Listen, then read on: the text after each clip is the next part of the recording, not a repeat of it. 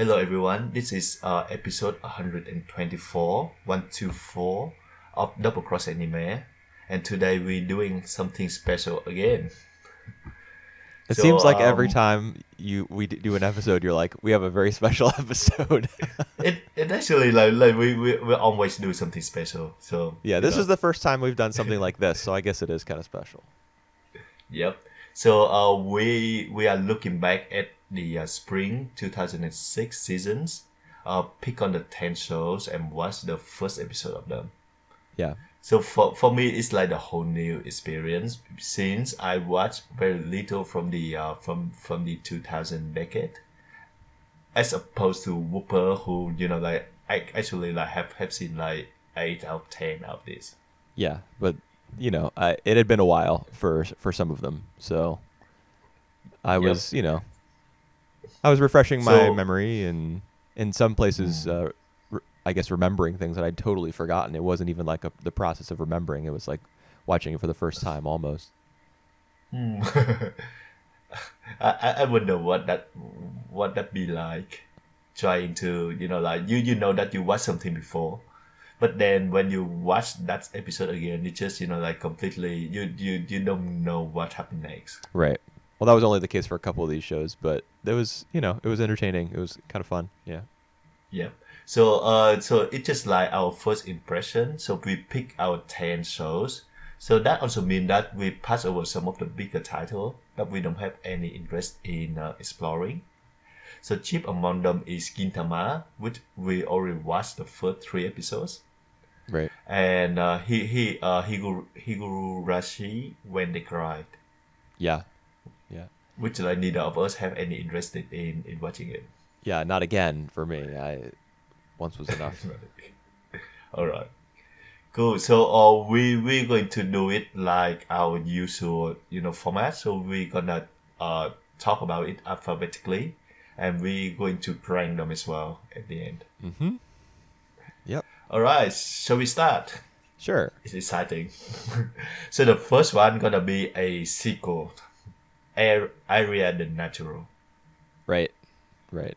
Now I've seen all of Aria the animation, and I've seen like half of the natural, I think. Mm-hmm. Which So is quite a lot. kind of. Yeah. I mean that's like roughly 25 episodes of the Yep. Aria franchise that I've seen. Aria is like of the I don't know, Iyashikei, slice of life type of healing Really girls show. shows that came out Yep. in the 2000s. Aria is definitely the one that has endured Yep. the most. And I what agree. like discounting things like K-On, which are less in this like calming sort of genre. Hmm. I wouldn't say that K-On is a healing show. That's what I mean. Yep. Maybe I phrased it wrong, but yeah, like K-On isn't in the same lane as Arya, so they're not, Hmm. they're not competing with one another, I guess. But of shows of Arya's type, it's the one that has survived the longest, and will continue to do so, I imagine. I can see why though. I love the franchise. So it's one of the first anime show that I watched during like my really early times, and it's continues to stay with me. So I think like a lot of people have like the same experience. It's just like every time you looking back the area, the franchise, it's just that you have a fun memory of it, Hmm. or you know that you have a fun times watching it. That's yeah. I feel like a lot of people do feel that way, but I've always struggled to enjoy Arya. For me, I can see that. whether I enjoy the experience of watching it or not, it like Yep. has to do with the mood that I'm already in. So Arya is not a show that Hmm. really captures me and like takes me along for a ride and syncs me up in like with its mood. I don't watch it and I'm automatically like sucked into its pace or its like slow, tranquil Hmm. sense of place and of being. I have Hmm. to already be there in order to enjoy Arya. So Hmm. Hmm. That kind of interesting. Yeah. Because for me, I just like just follow the ride, Right. and like at the end of each episode, I always feel like like I feel it. Yeah. Well, I mean, that's exactly what the show is designed to do. So Yeah. you're getting the proper experience. How All did you feel right. about this first episode? This first episode, we have I, the girl that Akari always exchange letters. So Right. it's like the full set. It's not only like the good reminder that uh they establish like all these characters that we know before in season one in this single episode. It also like explore the worlds of New Venice through the festival that they're doing. Yeah, I didn't feel like a So lot of detail was put into the festival. The festival to me just seemed like an excuse for the show to tell a story about the King of Cats. yeah, well, I would say that as well, but it also more like a tribute to the old, like the current, the present, the real Venice as well. So I think like the Casanova thing is the real thing, the real parade in Venice. I must Oh, say. okay. I hadn't So considered that. I think it's real. It's look real enough for me.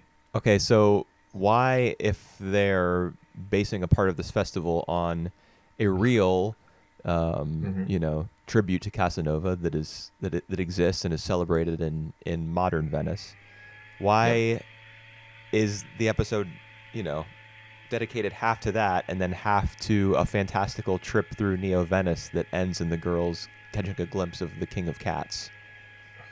Yeah, because I think they taking it into the new twist that like it is the cat in the new world that doing this. So I do think that it makes sense I in that How? way.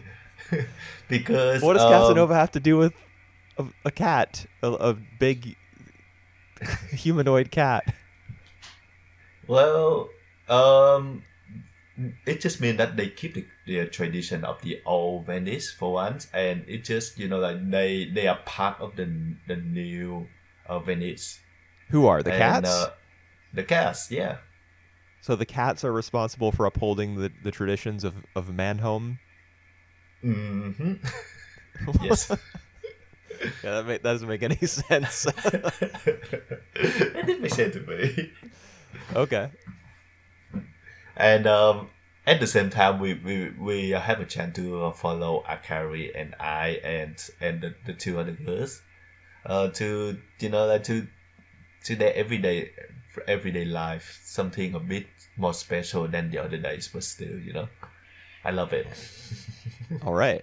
Well, I mean, I was disappointed that Oh that wow. the festival seemed to be a pretext for the show to spin off and follow just Akari and I, you know, gallivanting around Neo Venice and following the King of Cats, because when they at the point when they get separated and then they start following him and they have this experience, Hmm. everyone else is left behind as an afterthought. Yep. And you don't really get the sense of community that exists between the different gondola companies or the girls who work for them. You don't get to feel what their relationships are like exactly. So I felt like from a character perspective, this episode was pretty weak.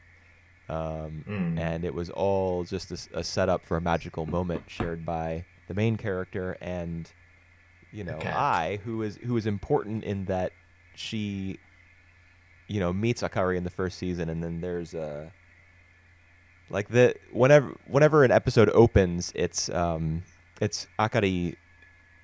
It is that her name, or Yep. are we using the wrong name? I think that's her Okay. name. I will assume that her name. Whenever an episode opens, it's her narrating a letter that she's writing to I, and then Yep. the outro is always I writing a letter back. Yep. So that's important in terms of the structure, of the series.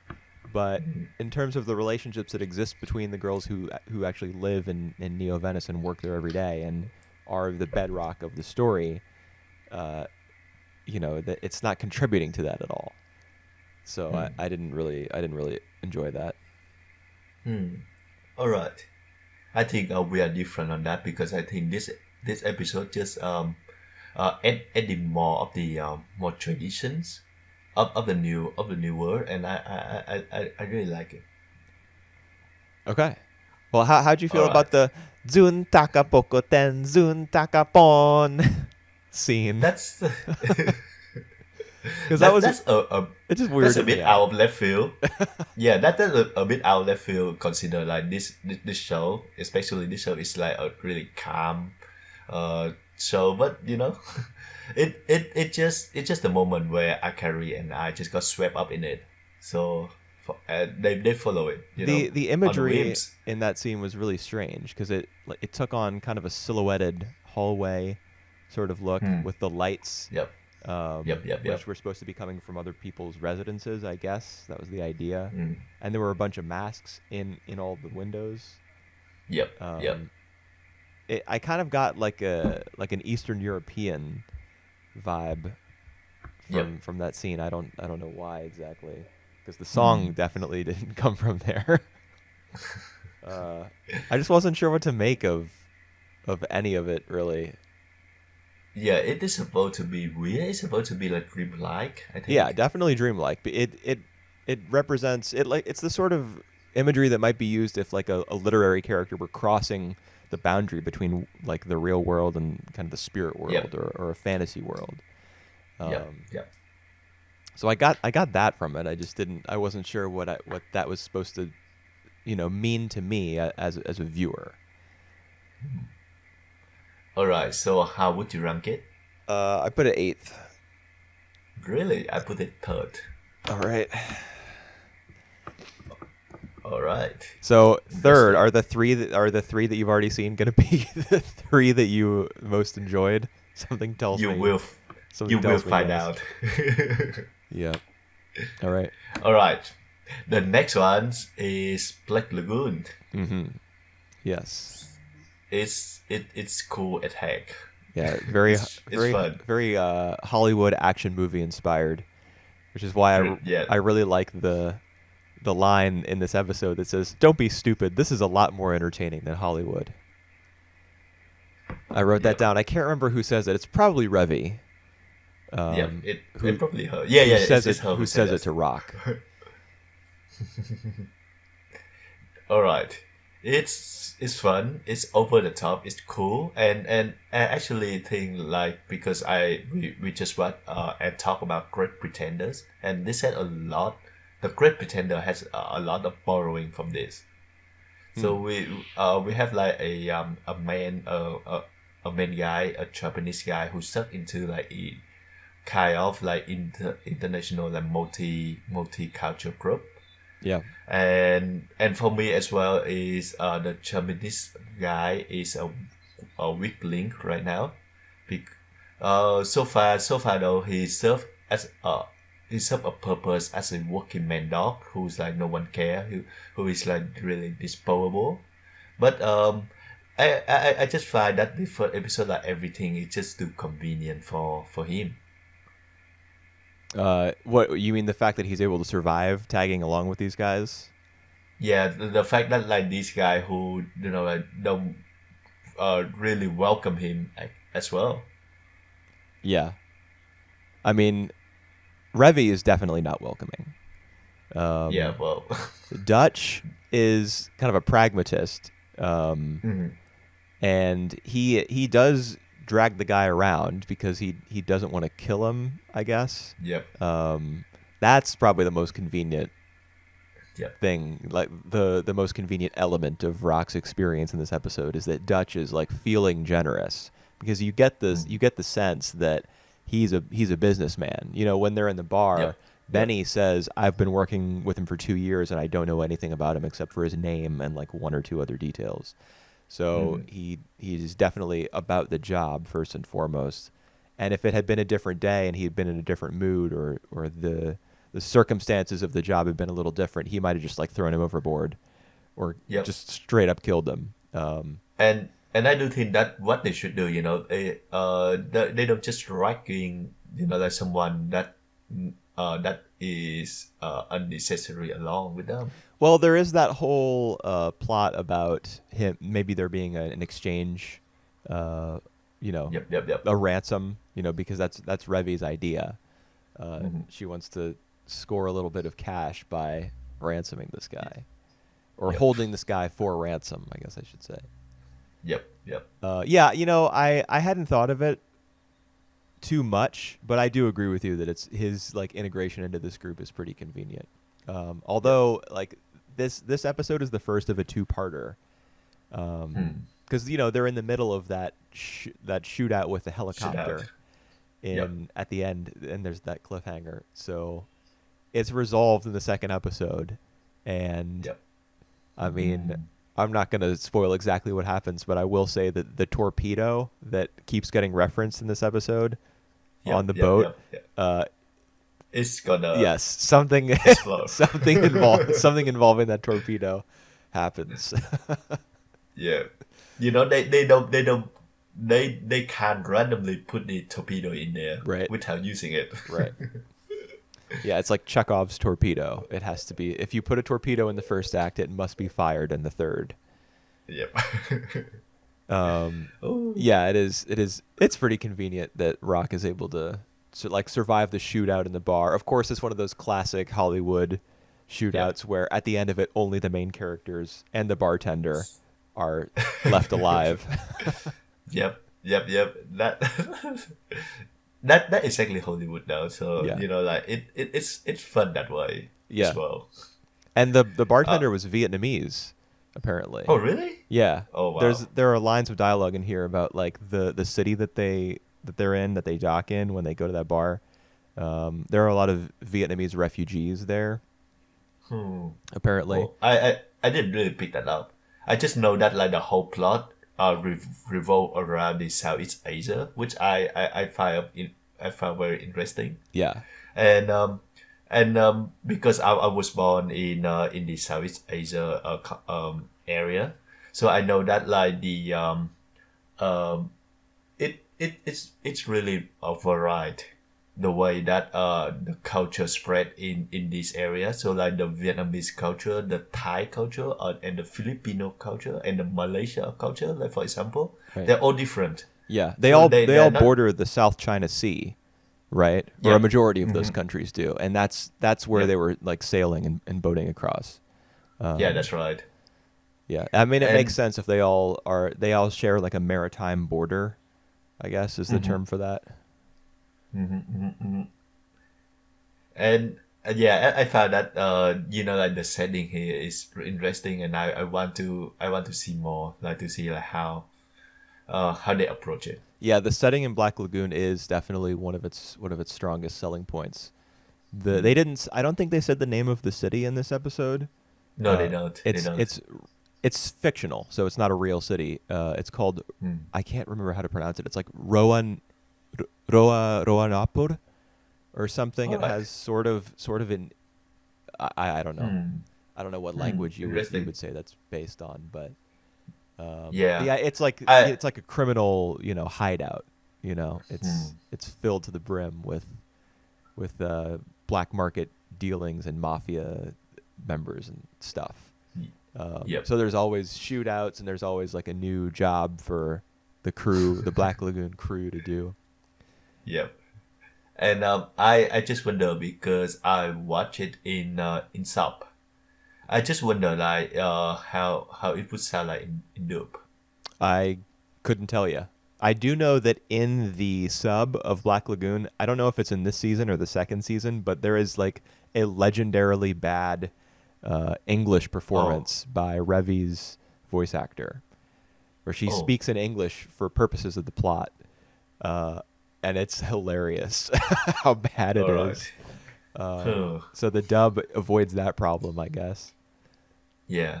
I don't know. I wonder if I should change it to dub. I mean, it definitely seems like the sort of show that appeals to a Western audience that might get a pretty good dub. If like those sorts of companies are banking on its success in the West. Yep. So maybe it has a good one. I do not know. All right. So you watch it in sub as well, right? Mm-hmm. All right. Yeah. Cool.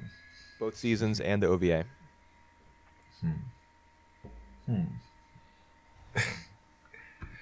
It's really interesting. So yeah, I at least I want I will watch the second episode to get a closer of this. Right. Yeah. But I'm pretty sure that this is on my list of like going through and watching through, and I must say that out of all the 10 episodes, like watching this one is the most enjoyable.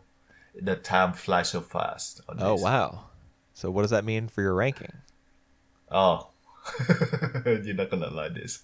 Why is 4 out of 10. What do you mean? Why wouldn't I like that? Because it's not the first or the second or the third. It's fourth.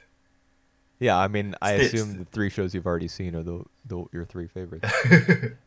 We will find out. Yeah. Blackly, I put it 3rd out of 10. Cool. Yep.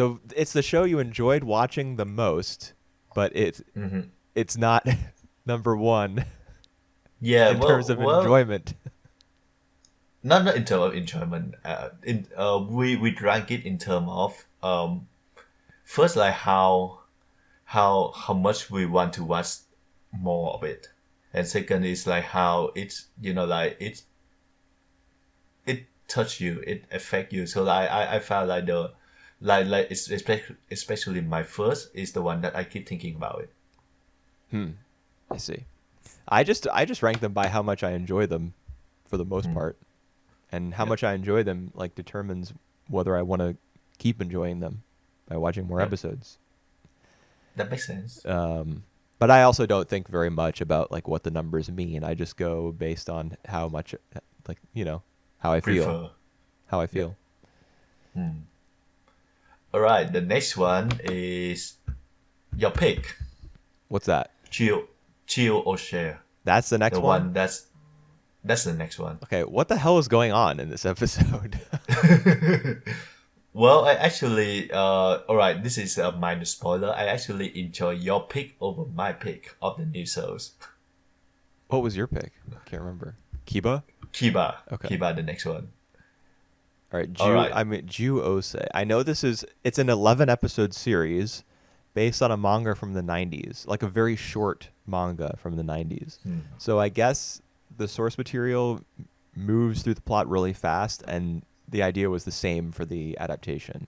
Just gotta kill off the main character's parents, ship them off to, the Beast Got no Planet or whatever, and get this show on the road. And I felt like that kind of created a weakness in the series. I actually find that they create interesting world buildings. So like I really like the island or the place where they end up with, because they have like their own custom. They have like 4 groups who keep fighting each other. And I found this kind of interesting. I want to see more of the world. I mean, didn't you feel like it was kind of abrupt that the main characters... First of all, the episode opens with the 2 main characters in like a weird movie theater / planetarium type of thing, with, of course, there being some narration that explains the layout of the solar system. So many sci-fi series open this way. Like, the main characters are literally watching information that they would have learned in grade school. It's just for the audience's benefit. It makes no sense at all that they would be watching this and like discussing it. They already know the name of their planet and how many other planets are in their system and what the moons are and stuff. They would already know this. Yep. Well, this is classics for you, like this is the most convenient method that they want to tell us about the world. Yeah. About their world. I guess it is convenient, yeah. But we go straight from that to them coming home and their parents have been murdered.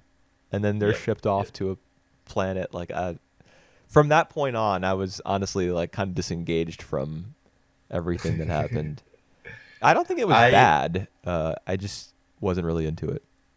Yeah, well, I one of the main criticism for me for the first episode of this show is that they try really hard on giving the contrast between the two twins.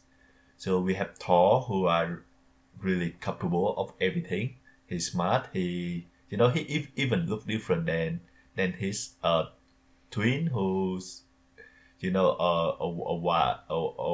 who's just whining, a crybaby, and deservingly die at the end of the episodes. Does he actually die? We don't see him get like I torn to don't think pieces so, or but anything. but yeah, but I do know that they're gonna get separated, and Thor will like having like some sort of trauma of like abandon his twin brothers. I honestly don't know if this show has any time for trauma. I mean, you only have Oh, because it's 11 all right, episodes. So we've already seen one, so you only have 10 episodes left to get the main character from looking like, a weird blue-eyed Bishonen type of guy yep, who's sort of an action dude to the literal king of the beasts with all the war paint on his face and the feathers and the spear that you see in the poster. yeah, that's the thing. Because when I see him in the poster, he look much older than the first episode that we see. I think they're So going to be time skips for sure. yep, and I do think that he's still having some sort of trauma. I think we're skipping that. I think that's going to get skipped.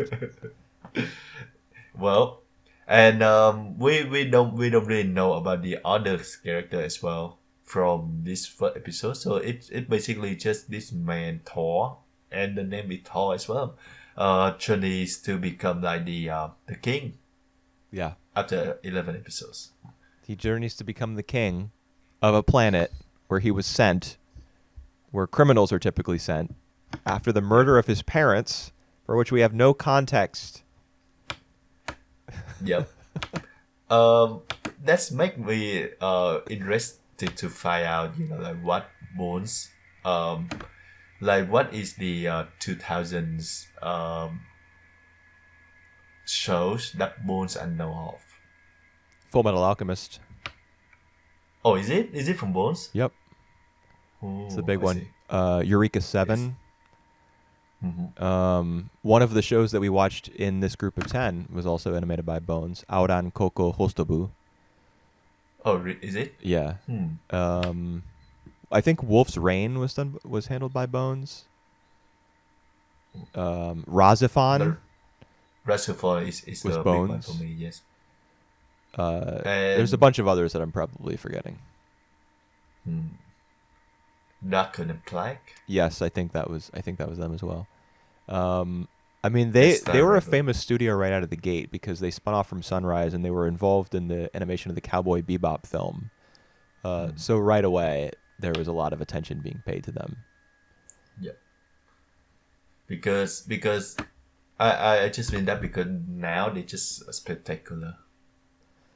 Yeah, they've maintained their reputation as like animation kings pretty effectively, unlike some other studios, Madhouse, Gainax. Oh, Madhouse. I think it's just a sad story for Madhouse because we don't see them much anymore. They're still trucking along. Yes, sometimes. Sometimes they just put up a series to remind us that they still function. I mean, Chihaya Fudu season 3 was pretty good. Oh yeah, that one is pretty good. It wasn't exactly like a standout production, but the series But itself was pretty good. And Place Further Than the Universe. Oh, that's what. And I don't know, whatever else they're up to. They're keeping the lights Alright. on. Just let me have a look at it very quickly. So, Nogan's Life. Eka is pretty good. Oh, I forgot they animated that. Boogie Pop, the new one, Right. That's because Shingo Natsume directed that, I think. And he had Yeah. ties to that studio from One Punch Man. and Overlord. All right, Was that Shingo Natsume? I think it was. all right.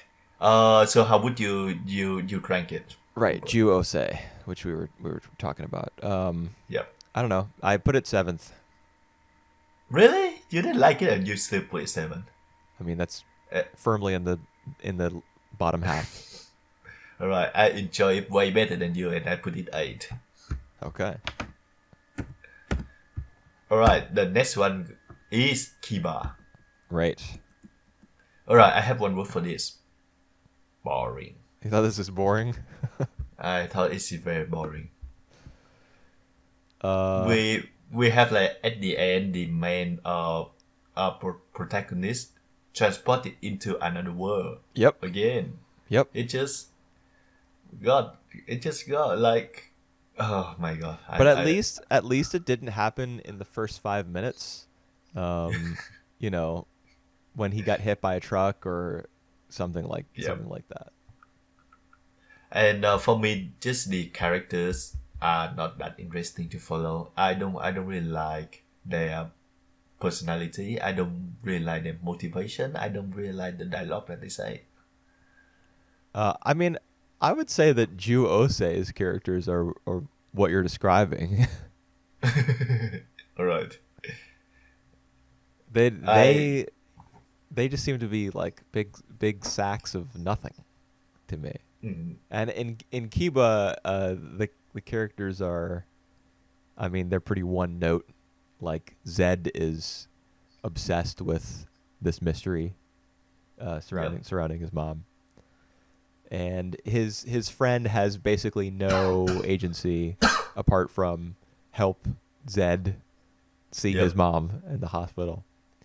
I don't think there's like enough context surrounding what their lives are like outside of what we see here. But there is a good amount of detail put into the place that they live.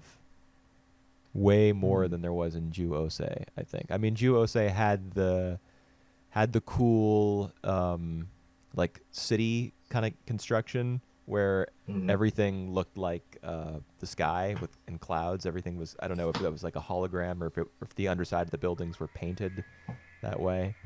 And that was kind of neat. But then soon they're shipped off to Plant Planet. Whereas in Kiba, like there was a lot of detail put into like the multi-level city. And everyone was wearing the masks because of the poor air quality, because like the wind doesn't blow there. And there was that tower that projects the time onto the clouds, or those little bars where one of them would be lit up. There's the metallic brace supporting Noah's body. When they go to the doctor, you see like it's on his shoulders and his spine and his lower back. So you get a good sense of like where we're located, sort of like the technology at their disposal and the layout of the city where it's taking place. Of course, we leave that city behind at the end, but I have to imagine that part of the story will still take place. What are you doing? What is that noise? Sorry, I'm just moving. Right. Okay.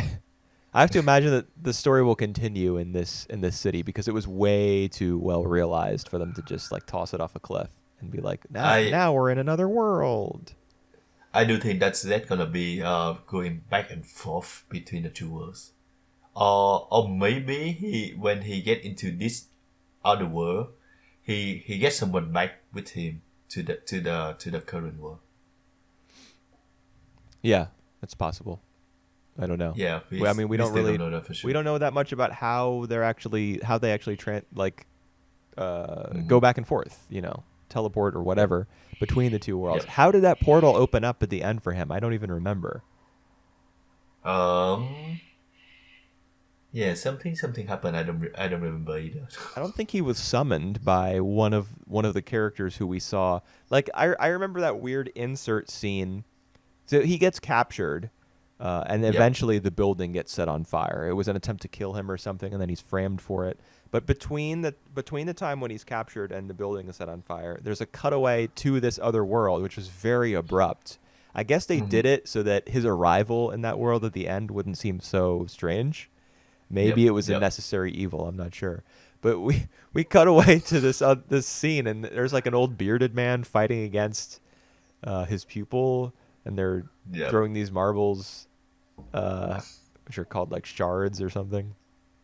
I was like, Yeah, what well, is this? yeah. Like watching this alone, you would think that you are in a different series. Right. Yeah. Like they did it to soften the blow of him ending up in that place at the end, but I just don't know if that was the best way to do it. Mhm. Uh, but All right. whatever. Yeah, you talk about that more than I have ever put on. My only note for this is just boring. Oh, okay. So I I enjoyed it a little bit. Speaking of Madhouse, they animated this. really. Yeah. And I think it's pretty well animated, honestly. All right. Like the characters maneuvering to shoot at each other or throw the shard casters throwing their little marbles at each other. Mhm. Or some of especially the cars, like those little futuristic looking police golf cart looking things. Mhm. Though them driving down those narrow alleys, those vehicles were drawn by hand, and like Mhm. they would turn sharply and go down another pathway. That shit, like you would, there is a 0% chance that happens in the year 2021. Yep. So I mean I think the animation was pretty solid. The world design was pretty interesting. The characters were just like kind of wet blankets. Yep. Though I was intrigued by the first scene where we meet Zed's mom, and he has those falcon feathers, those white feathers, Uh-huh. and then like we see him looking at the white feathers, and then all of a sudden there's like a shot of her on the edge of the bed staring at them in like Yeah, that fascination and in terror. I that freaked me out. yeah, that's freaky for sure. So I think when that happened, that's I the was like, one oh, scene. what's going on here? Yeah, I think that's the one scene that I remember the most out of these episodes. Actually, pretty well done in the way that it make you know like it spend a chill down your spine. Yeah, it got me with a bit of a jump scare actually. All right, I I rank it 10 All out of right, 10. I put it fourth. All right, wow, interesting. That's the rank that I would give it. I think if I were watching all of these for the first time, not that it's really possible to make that assessment, but Hmm. like some of the shows that I've really enjoyed that were on this list, I didn't enjoy the first episode as much as this one. Yep. Maybe you're talking about the next one, What's the which next one? is the Melancholy of Haruhi Suzumiya. Oh, I see. I was wondering why we skipped over Haruhi. So you are taking Yep, the M is the first letter. that's right. Right. Yes. So this is one of this is a legendary premiere. Oh, is it? Yes. All right. Absolutely. Can you imagine how baffled people were back in 2006 when this was the first episode of the show? Yep, yep. Well, I would really say that it's a tease to the main show. So the whole thing that we watch is just it's just the show smirking at us. Kind of. Yeah. I mean, especially because of Kyon's narration. Yep. He's like Hmm. sarcastically making comments about the film within the film, basically, its production and how it's, he's basically just like talking out of the side of his mouth, calling it a piece of crap without using those Yeah. words, which is pretty amusing. Although I do wonder how the episode would have played without his narration. Like, how would it feel to watch it? It would The, probably be miserable. I don't think it make much sense, because the story give skipping many parts. Right. So I don't think it makes sense even with Keon narrations that like the actual story doesn't make that much sense. Yeah. Well, I mean, the story that this student film tells is basically the story of the entire series. Yep. Yep. Except Itsuki is playing the role of Haruhi Hmm. as the person with the godlike powers that is completely unaware of them. Yep. And I mean, Mikuru plays a time traveler in this episode, in this film, which she actually is a time traveler. Yep. and Yuki plays a witch. She's not a witch; she's an Alien. android. But I think she's an android, isn't she? She an alien. She's not an android. She's an alien. Okay. I Yep. I thought the reason for her like superhuman strength and stuff was because she was like she had like a cyborg body. No, because she can she it's more like she know the code, of arranging her body self, and but basically she an alien. Okay, I don't really get what you're talking about codes and stuff. I don't know why aliens would have codes to Yeah, arrange so their genetic makeup. she can manipulate the time. She can manipulate her own body. She can manipulate, I think, like other body as well. That just So sounds like like the Haruhi's powers, like reality yeah, manipulation. mm, but Haruhi is still like more power somehow. Anyway, talking about the episode, I think this is the perfect tease because because I um like for me I didn't know about the franchise or prior to watching the first episodes before, so like I didn't know that it was a tease, so I think they like the final 10 seconds is really get me, like, oh, this is a real thing now, Well, so it's obvious that it's a film because you see, you I know, didn't know that. well, there are scenes in the film where you see someone holding like a lighting board. Yep. You Well, as when that but kind of but stuff happens, you know that it's a film, and like the special effects. yep. Uh, But the thing is, like, we I don't know for what purpose, for whatever purpose they put it in that in. So I didn't know that it was like a film that these people make. but that's like very clear when you're watching the episode that they made the film Yeah, because well, Kyon he was the cameraman, which he says multiple times during the yep, narration. He's making comments as about the film, which is playing. Haruhi, is the director. She can be overheard at one point talking to the actors. Uh, I don't know. Like when I first watched this episode, um, yeah. I was like, why am I watching this silly parody film? Hmm. And I had turned it off like before the episode was even over. I was not interested in it at all. I think that it only works in retrospect. Hmm. Because and this episode, when you watch it in broadcast order, this is the first one. But when you watch it in chronological order, this comes very close to the end. Yep, that's right. And I think it makes more sense at the end. And it's only in retrospect that you can appreciate the broadcast order. Hmm. Because then you realize that what you see in this quote unquote first episode is like a distillation of everything that comes later. After Yep. you recognize like Haruhi's abilities and the other characters' presence in the brigade. What I can't remember what's the name of the brigade. The The what, sorry? the brigade, is it the SOS Brigade. SOS brigade? Fire. That's right. SOS. Yep, Brigade. Yeah. Hmm. So I mean I do think this is a really really really interesting first episode for sure. Yeah, I think but it's pretty good. But I do I I watching it cold, I just didn't like it. all right. Because myself, I do think this is a good introduction to these characters. What? Because They're all all right, they're all hear me playing out. characters. Hear me out. Because we get to see like the other three members of the episodes, but we get to see like how Mikuru, for example, is really bad at role playing.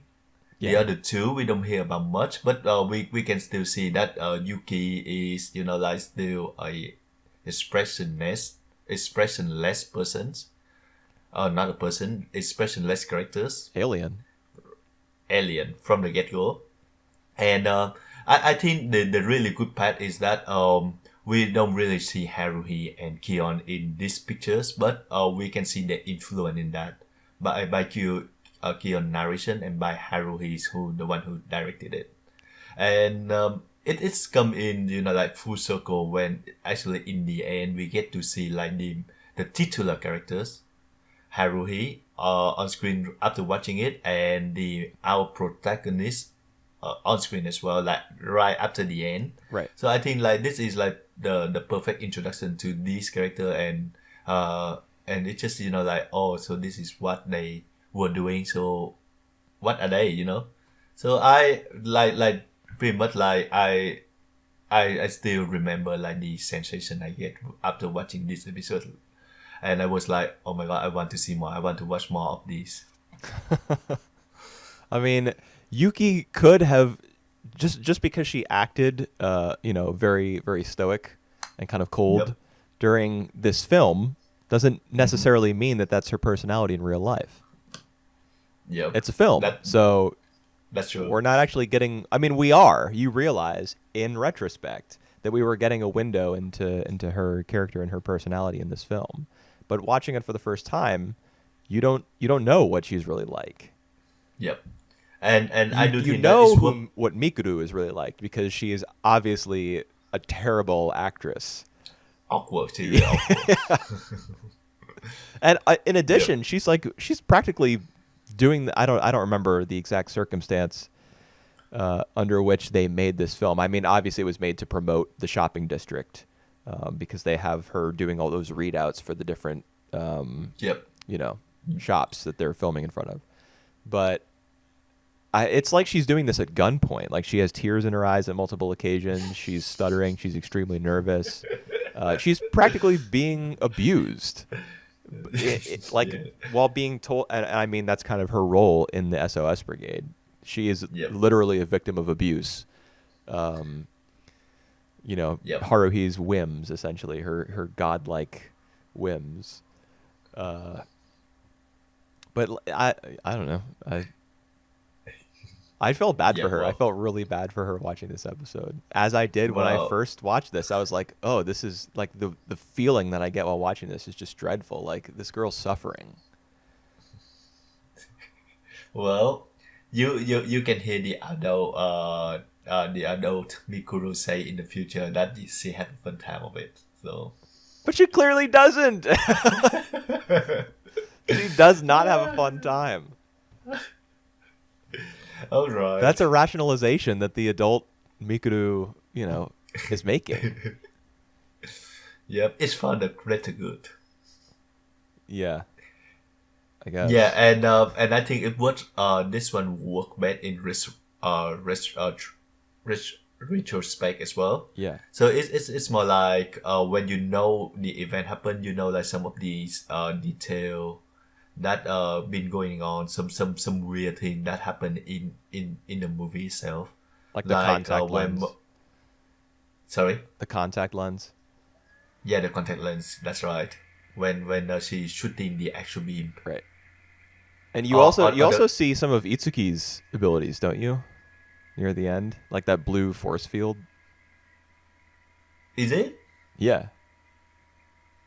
I don't actually remember that, but it makes sense. And the talking cat. Right. As well. Right. I really did enjoy that moment where Yuki, hits it on the head with the magic wand. That was ventriloquism. Yeah, that's right. I think that's one of the more clever moments in this episode. Yep. All right. How you feel about the show in general? Since we all watched the shows. How do I feel about it in general? Well, I'm gonna have to be extremely general because I don't remember that many details. I like Haruhi. I enjoyed watching it. I even enjoyed Endless 8.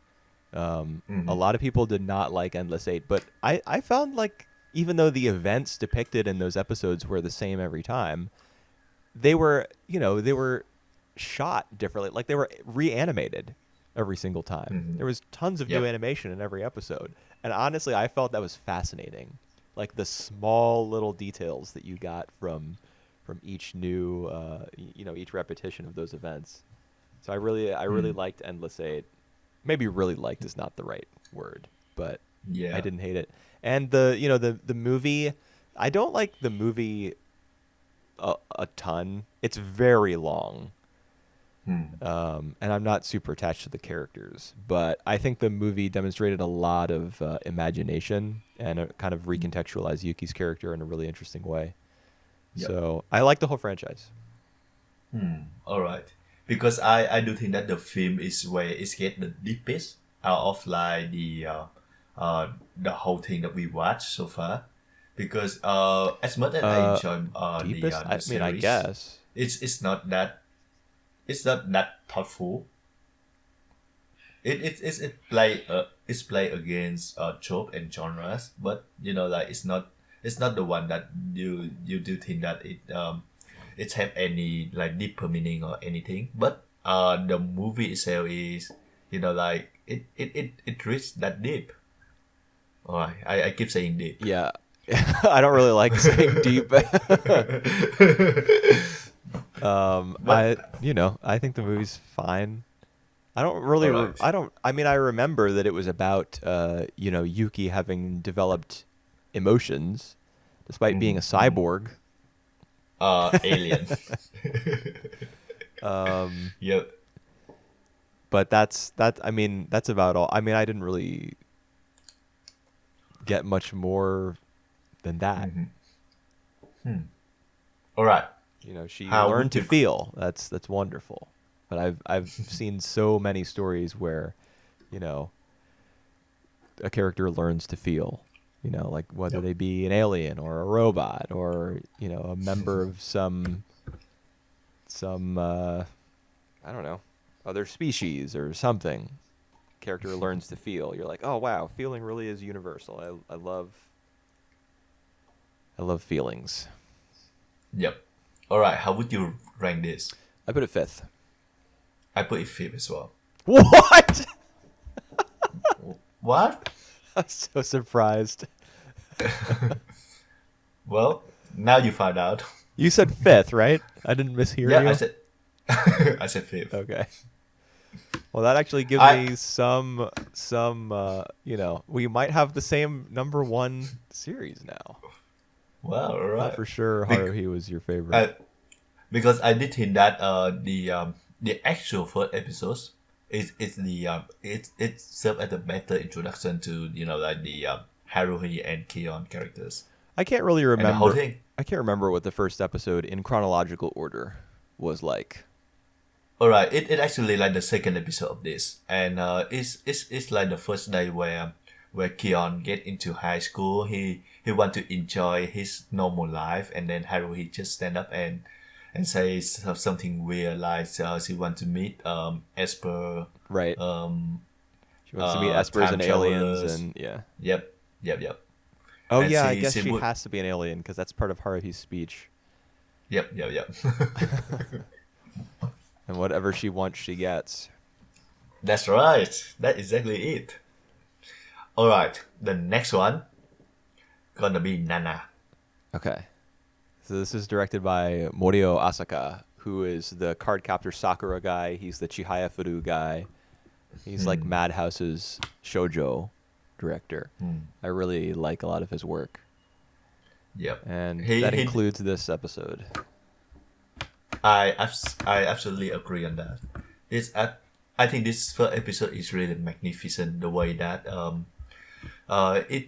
it have like two different characters with different personality, put them together, and just by one like one meeting through a range of conversation and even like the narrations, they actually really sell me on the relationship between the two main characters.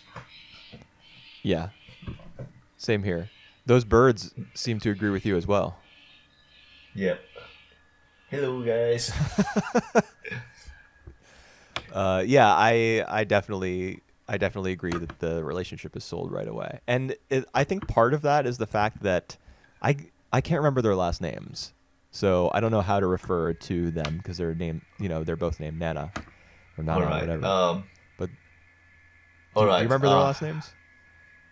One of them is Osaki, the other one is Komatsu.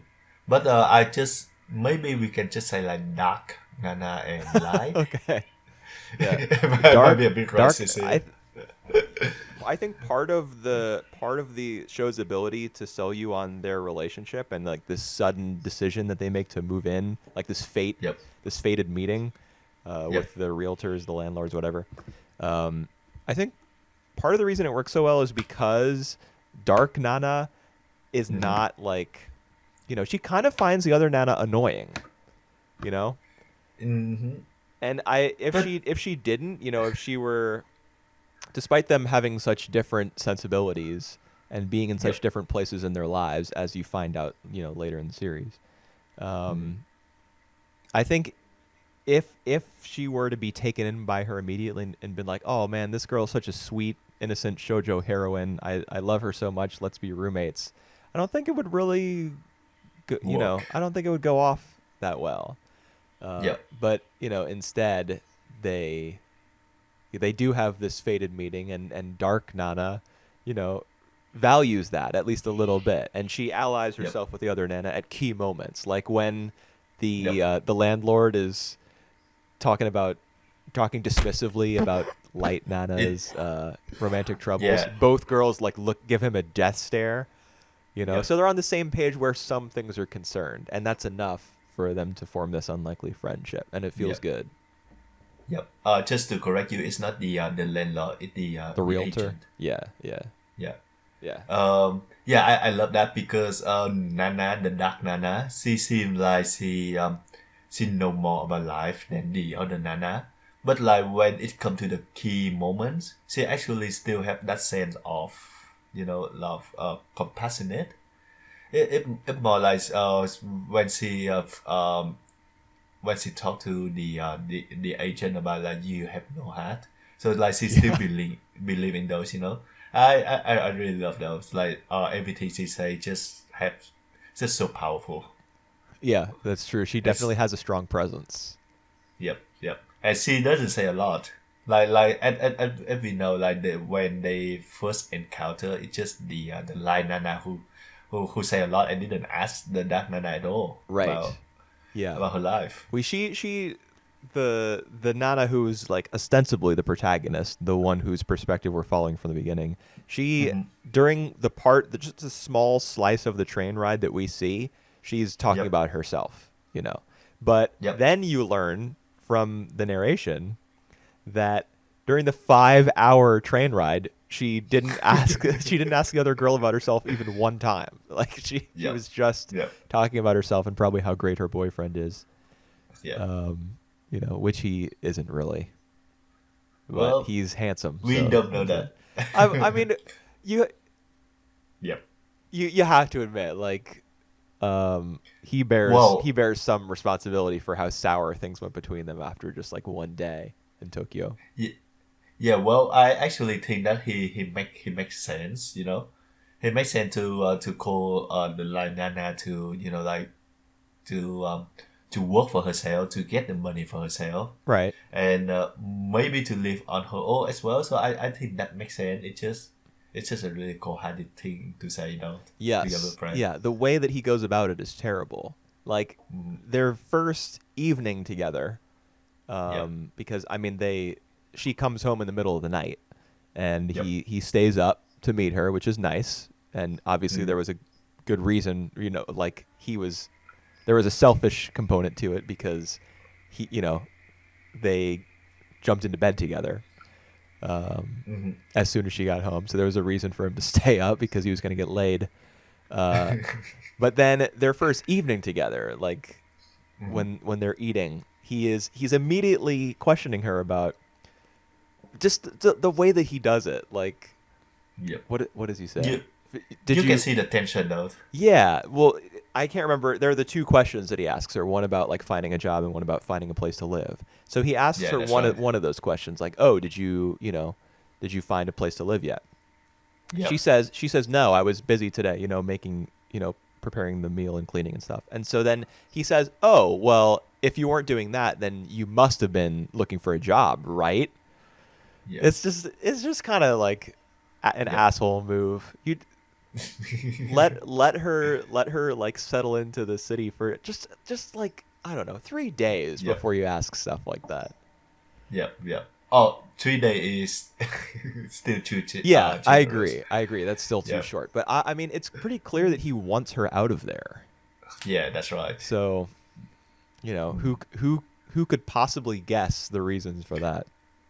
And I love it the way that they frame the two Nana meeting is a faithful encounters, but they don't do like any like they don't ship their romance. I just hate it if they make it into like the Yuri romance album, but it's not. It's about their life. It's about they how they can share their feeling to each other when they need to like When the door as is best unlocked. well as best friends. So I really like the way the story approach this. Hey, you don't know if it's you don't know whether this is Yuri or not. All right. So far not. So far I don't see any like romantic tension between them. Oh yeah, I I mean might be not wrong though. It's not just so the first far, but episodes. she's got a boyfriend. She probably thinks of herself as heterosexual, but you never know. Two girls living together in the big city, Hmm. living life and experiencing all that it has to offer. Maybe All right. maybe some. Now now I see the show in different light. Thanks to you. I'm The not saying that anything like that the develops necessarily, but it could. I mean, she recognizes how beautiful, like how classically beautiful yep Nana is when she first gets on the train. She's like, oh, she has such a yep small face and she's so tall and gorgeous. yep. Um, Um, they're I both beautiful girls. yep. Um, and it's a shoujo work, so that's typical. The heroine in Mhm. those series is typically very good looking. Yep. I like the way though that I think in the future that we're gonna follow the other Nanas perspective as well. Yeah, you do. It's And split between them, yep, which really like is that. yeah, which is interesting. And one of the good thing for me myself is that I have like the full manga collection of this. So like after I finish the anime, I gonna just jump straight to the manga when this left off to finish the whole thing. Well, the manga's not finished. It, oh my god.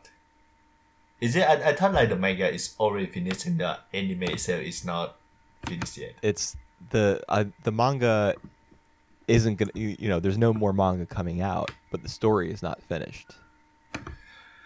Damn it. Yeah, the mangaka is apparently really sick or something, like really unwell, and Hmm.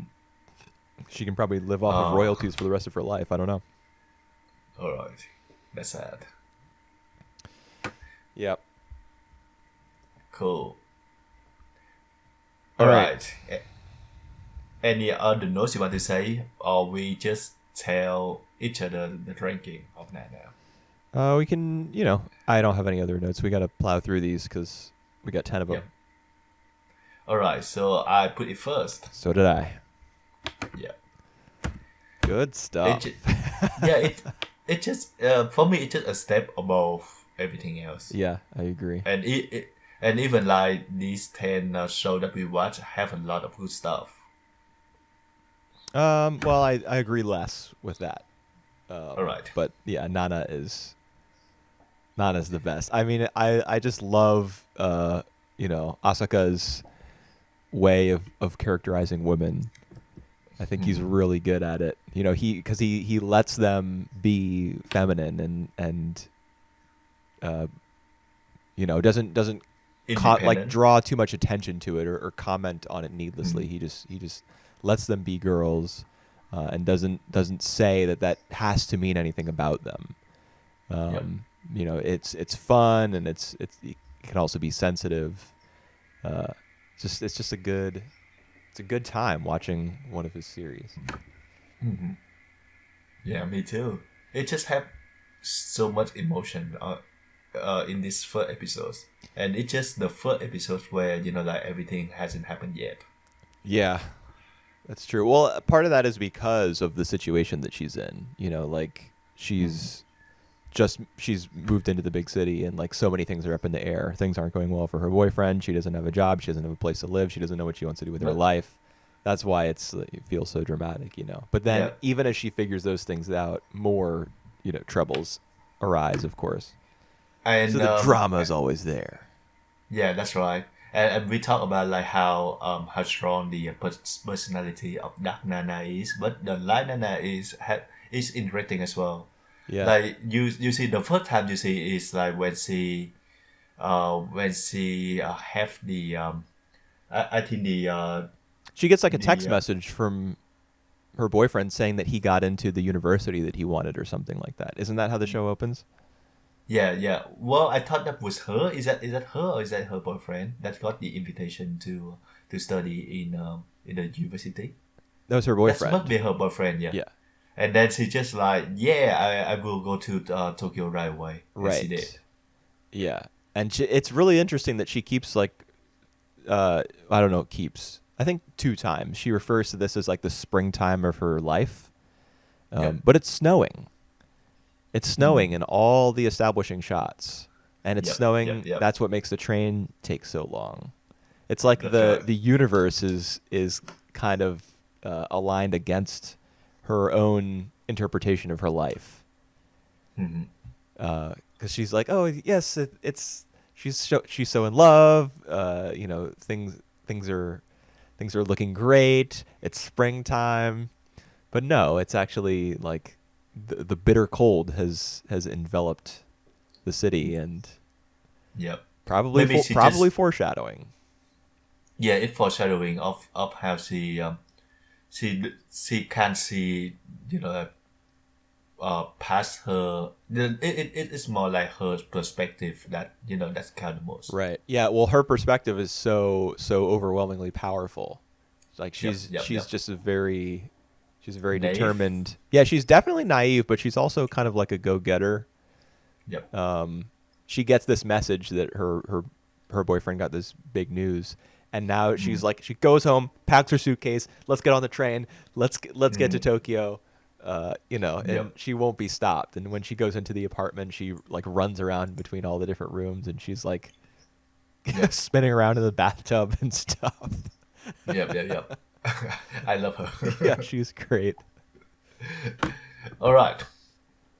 Now let's get to the next host because we're already like an hour into this. All right. All right. Oban's star research. Oh, yeah, that is next, I guess. Dude, I just hate English voice acting so much. Yeah. Is there just the English dub for this one? Because This is I a download like French series. oh I see. It was a French and Japanese co-production, Mm, and I assume that there is a French dub, which was the original one. I I don't see. know if it ever aired in Japan. Actually, probably did. I don't know. All right. I don't hate the sub that much, but it's not that interesting either. Did you say sub? Did you watch it subbed?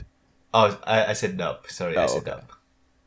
Yeah. Uh, I it mean, had interesting character design.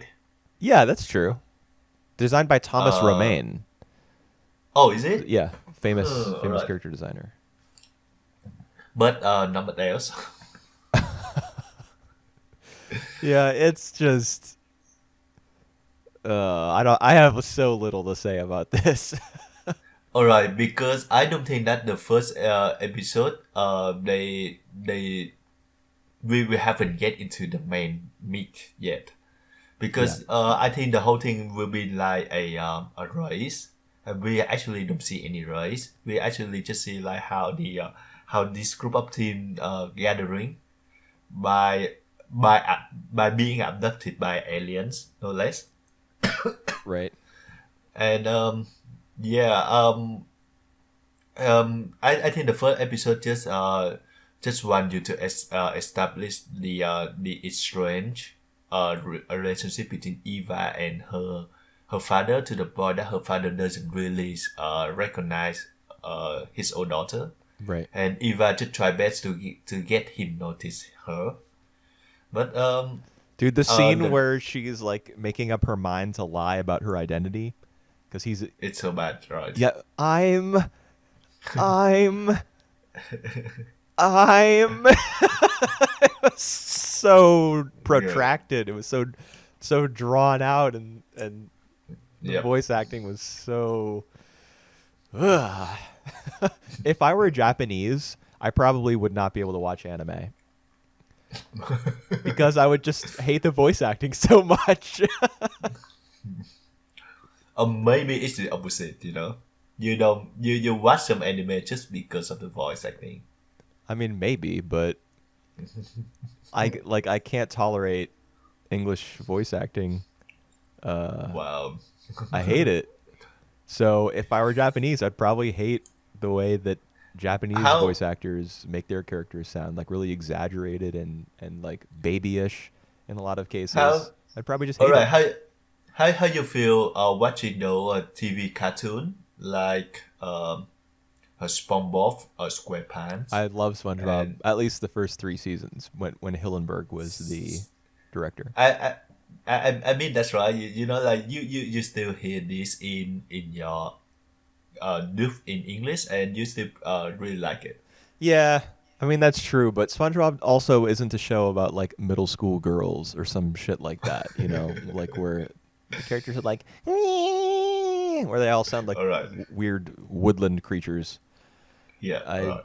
I, I don't know. I don't think I'd be able to tolerate that. Yep. Thank goodness I'm not Japanese. And I still like I said, like the first half is more about Eva and her trying to get into Don's a mechanical team, and then Don get into like get himself into something where he has a meeting to like one of these guy and Well, it's the president. He meets oh with the right president of what? it I don't really know. France or um something. yeah and that actually lost me. I mean, that was the setup for the entire plot. So if you're already lost, it's probably not a good sign.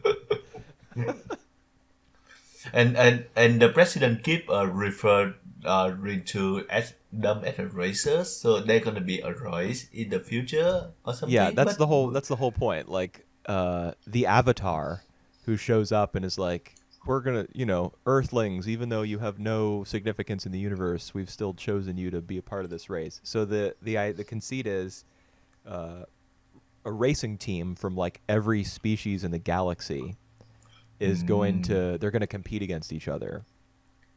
all right. So So my point. the people who we see abducted by aliens are going to be like Earth's representatives in this gigantic, the All Oban right. star races.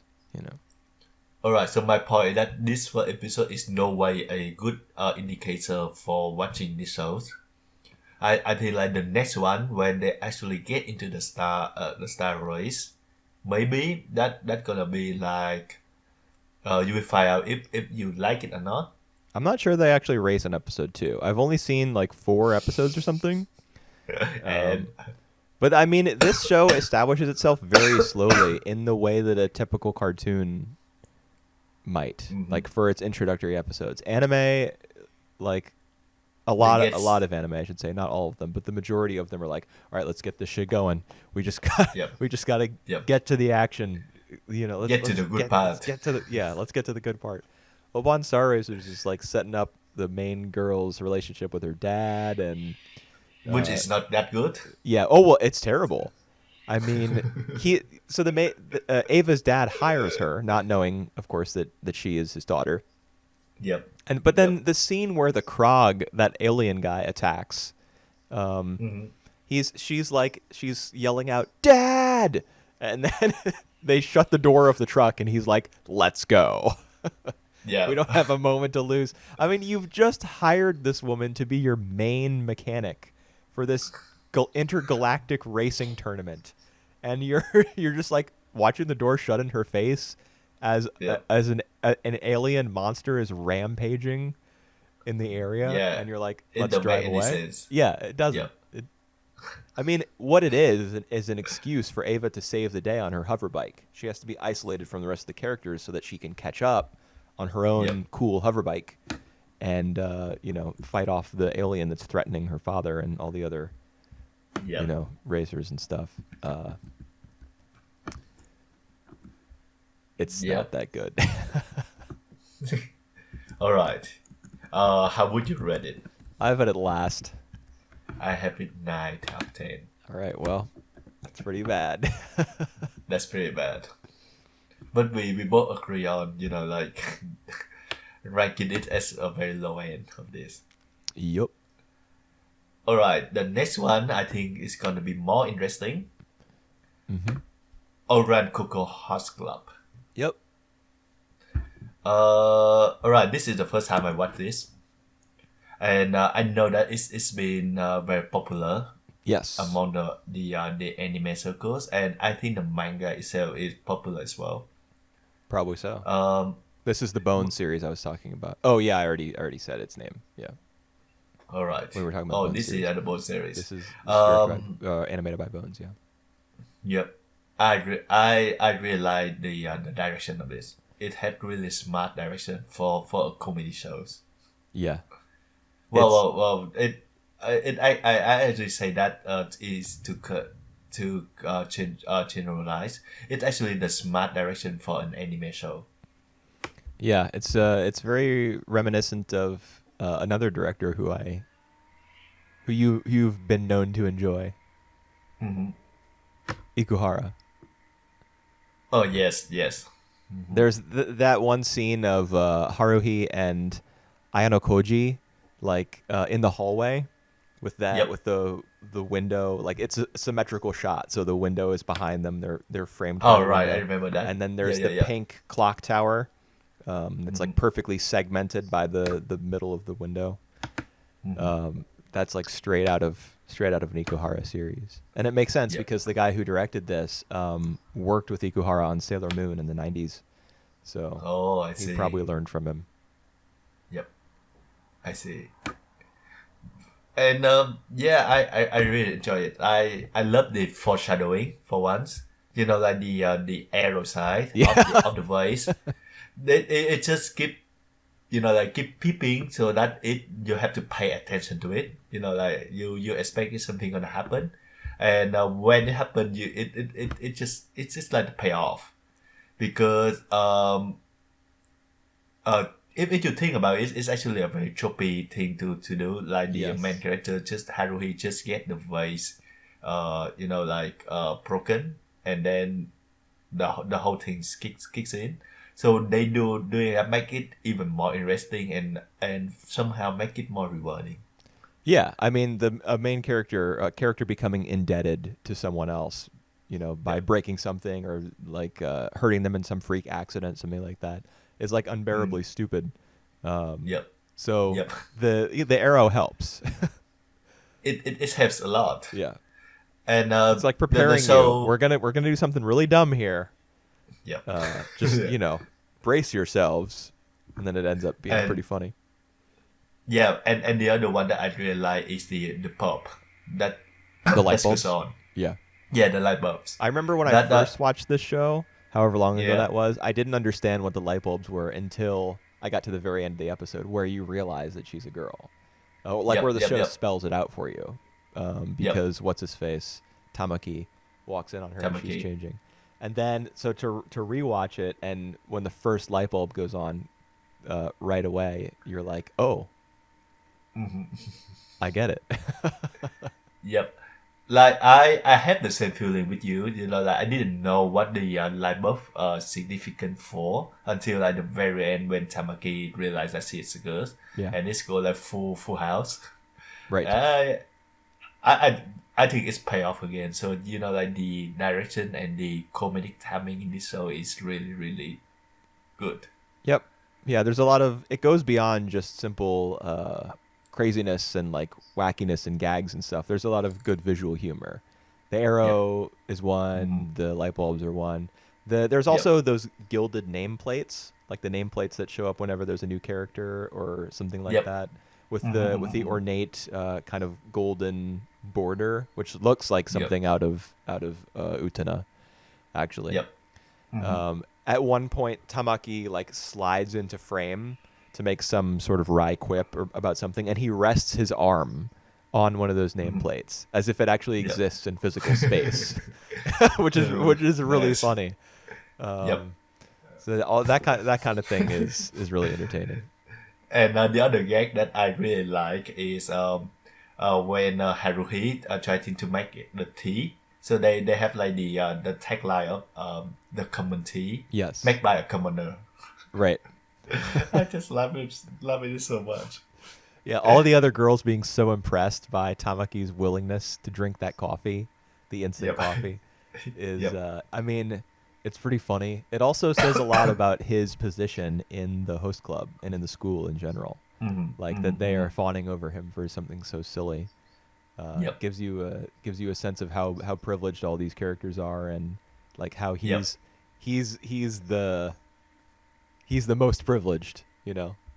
Yep, 'Cause that's right. all these like rich girls are fawning all over him and stuff.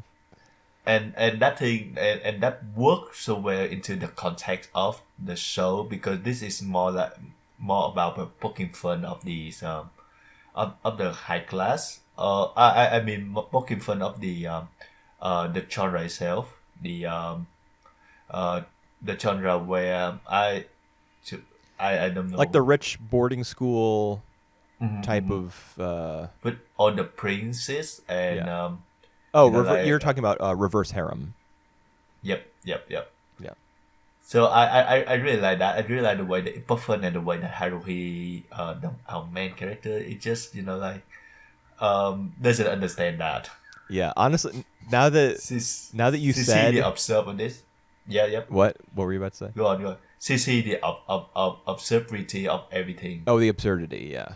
Yep. Yes. She's the straight man for sure. Yeah. And Yep. and Tamaki is the crazy guy. You know, the guy who Yep. reacts insanely to everything. Yep. What I was gonna say, you actually just reminded me of something when you said Yep. that this is like a parody of the reverse harem genre. I Mhm. was reminded of Hamefuda, Yeah, that's- with Katarina. All right. And I just thought about how much like funnier and better this show is than that one, Well, because it does not end up taking itself like relatively seriously. Yep. By the time Well- you get to the midpoint. all right. I say this. The other show is more heartwarming. What you mean? Hamefuda is more Yep. heartwarming. Okay, yeah.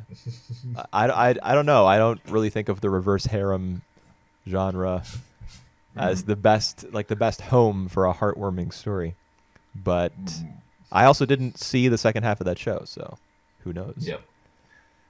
Maybe it ended up being, a heartwarming tale for the ages. But because I think what works best for this show right now is it's work more as a comedy than as a romance. Oh than yeah, a yeah. shoujo. It's straight up comedy. Yep. So I don't know if it continue like this till the end, because it seems like many other characters gonna be fall over her. I'll just refrain from commenting on that. Right. It never gets too dramatic, but as for what Mhm. happens romantically, I won't say.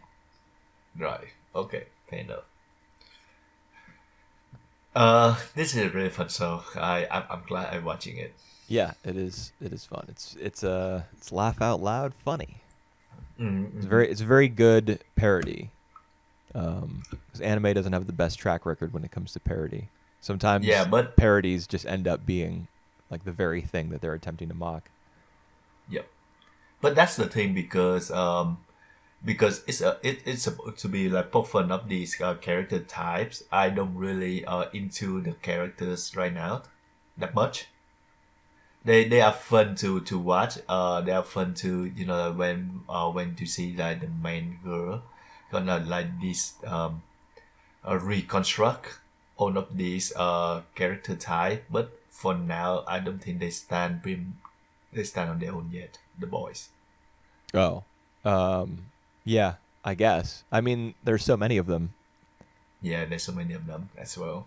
It would be really difficult for first episode to make all of them interesting and totally fleshed out, especially since Yep. they are, you know, tools of a parody.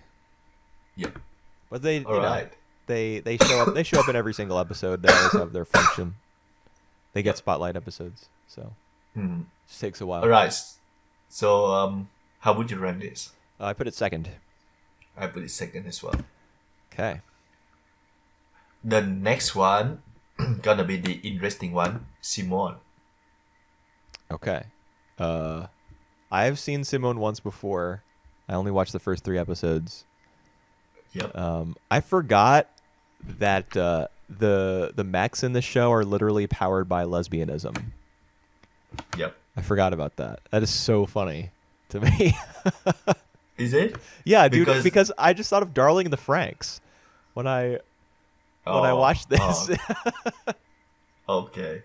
It's interesting to me because I know nothing about Simoun except for that context, except for for the concept that they are like non-gender in the beginning, or they are girl in the beginning, and then after the certain age they will choose their sex.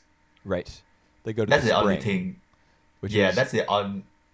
Yeah, going. You are. it's hinted at in this episode. At the very end, one of the girls says that she's Mhm. planning to become a man when she, Yep. and then the other, the person who she's talking to says you're not supposed to like vocalize your Mhm. wishes for the spring. Yeah, that's right. So you don't actually understand what that means totally after watching this episode, Mhm. but you do get the sense that like their society is highly feminine in Yep. general, because all the characters, whether they like present themselves as men or women, have feminine voices. That's right. And have feminine feature as well. Yeah, I guess so. I mean, none of the characters looked like greasy gearhead mechanic Yeah. type of. I mean, I don't know. They didn't look like typical men, whatever a typical man is supposed to look like. Yeah, so they don't look that masculine, Yeah. for example. Yeah, they do get to choose their gender. But if you Yeah. if you do go to the spring and choose your gender, you can't be a Sibura, or however you say it anymore. You can't pilot the Simoun. Oh, all right, makes sense. So no, so I know that context, but I'm glad that the show the first episode didn't really spell that out, and I'm glad that like the show doesn't really spell out most of their stories or their world building. So like on this thing we sort of like picking up by like how the two girls like kissing each other before they pilot the things the Simon. Yeah. That's weird me out at first, but it where it put into context that makes sense. How does that make sense?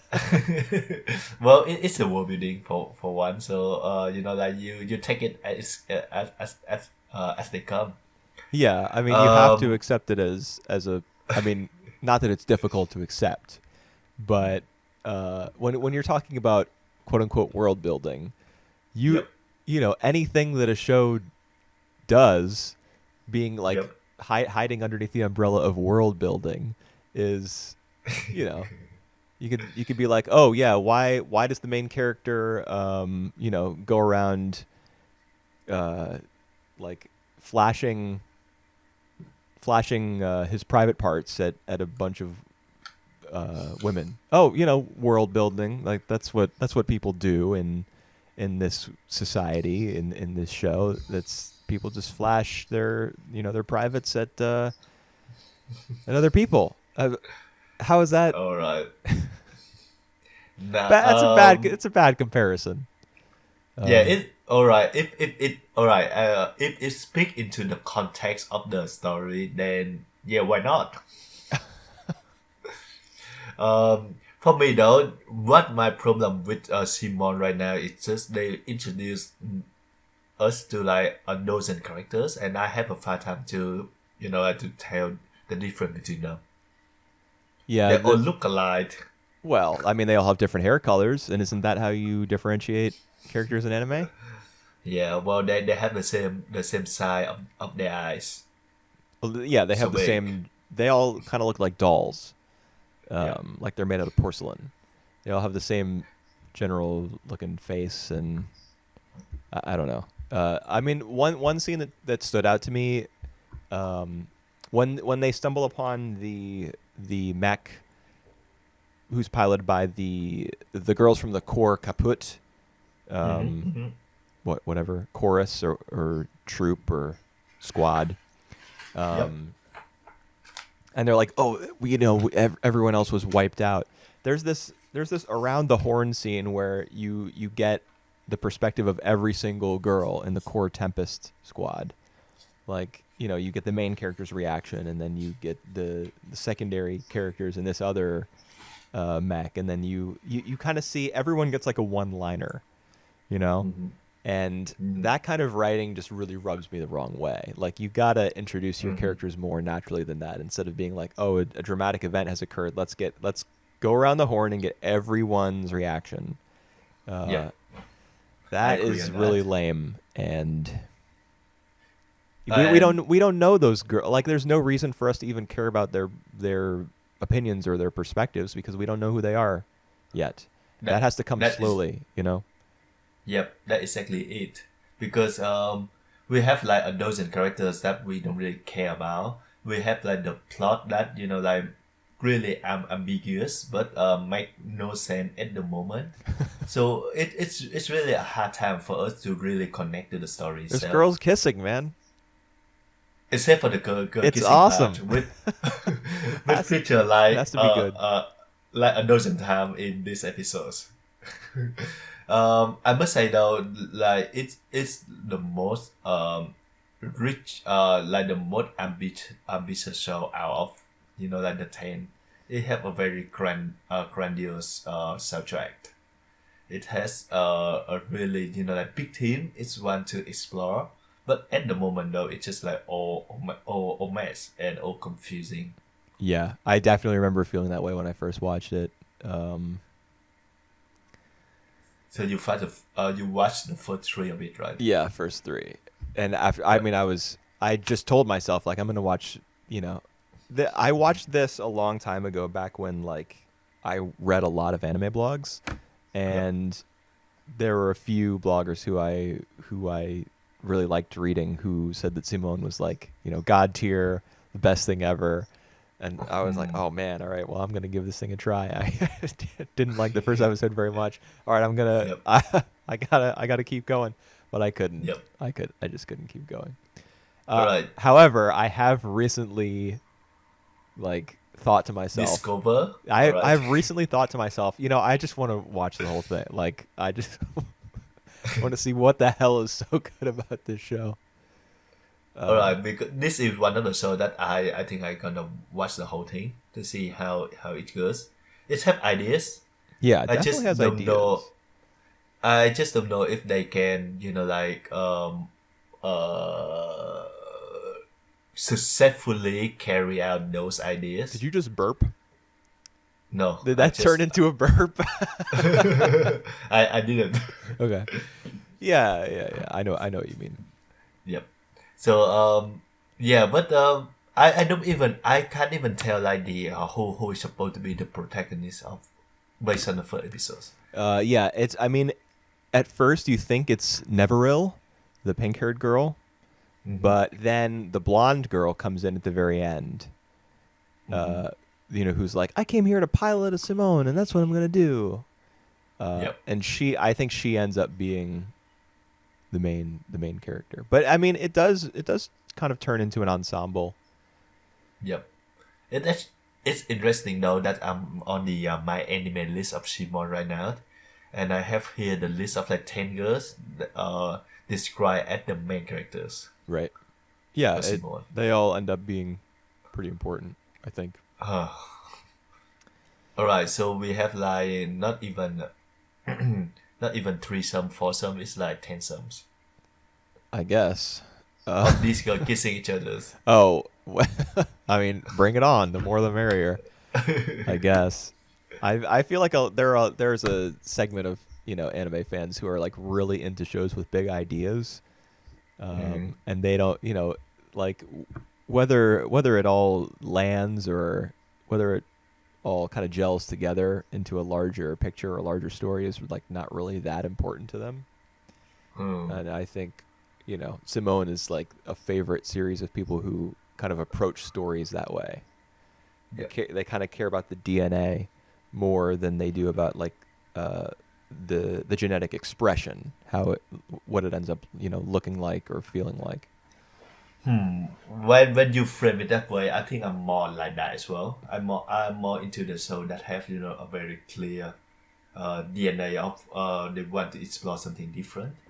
Yeah, Uh, I where really like the bigger the expression, Mhm, mhm. Makes how sense. the story ends up feeling. Yep. I mean, that's not to say that any tired old premise done competently is gonna set me ablaze with passion or anything. I think there are tons of Mm, anime like that are just really boring. But mm. I'm determined to give Simone another try someday. Y- Yep. So Good. Good luck on that. yeah, I will give this one a try. I maybe watch it in full, but for now I have Nana and Ouran Coco Host Club is in more higher priority. yeah, I would say that makes some sense. All right, so I put it at 6. How about So you? did I.